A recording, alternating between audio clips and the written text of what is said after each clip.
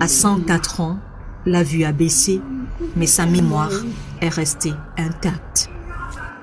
La ville de Douala a été primitivement habitée par les Bassa. Je veux dire que à cette époque-là, les Douala avaient déjà quitté Congo-Matadi. Le plus démocratique du Congo. Il y a un port là-bas qu'on appelle Matadi.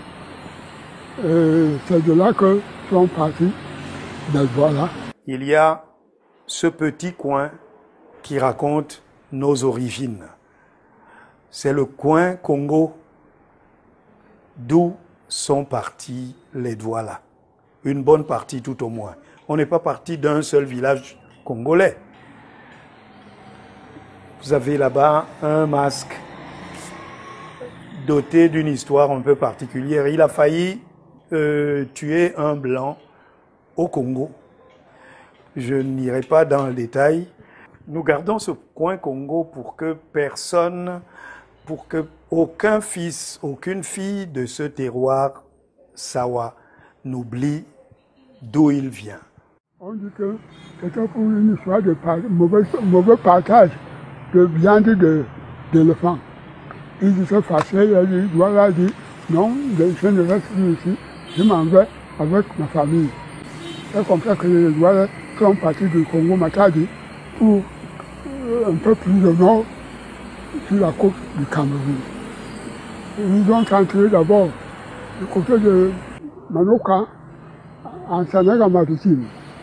Et de la Sénégal-Maritime, ils ont passé par une petite passe qui est là, pour entrer la tête de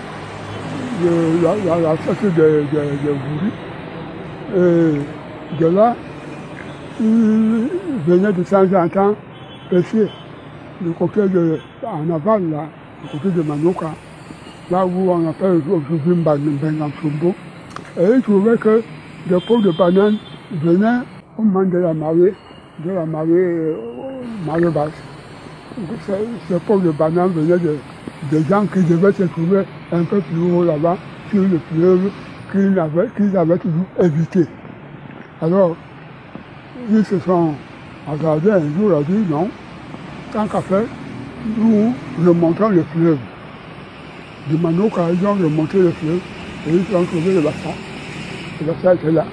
Les Douala sont venus comme des pêcheurs. Ils ont vu une bonne eau, commencé à pêcher. Là, ils ont commencé à rester là l'un après l'autre. Comme ça, la pêche auparavant, on restait en groupe. Et après le départ des uns, les autres venaient. Ils sont sillonnés donc, restés donc au bord de ce Vouri-là. Les Douala venaient d'où? Les Douala venaient de Congo. Ils sont des Congolais. Si vous entendez même les langues se ressemblent. Ils parlaient comme des Congolais. Alors, on les a accueillis comme ils sont venus. On parlait avec les mains, parce que l'un ou l'autre ne connaissait pas la langue. Alors, ils parlaient avec les mains. Même les uns prenaient, les Bassa prenaient les poissons et aussi prenaient la nourriture. Alors, on fait l'échange avec les mains. C'est alors qu'ils sont restés là pour pêcher.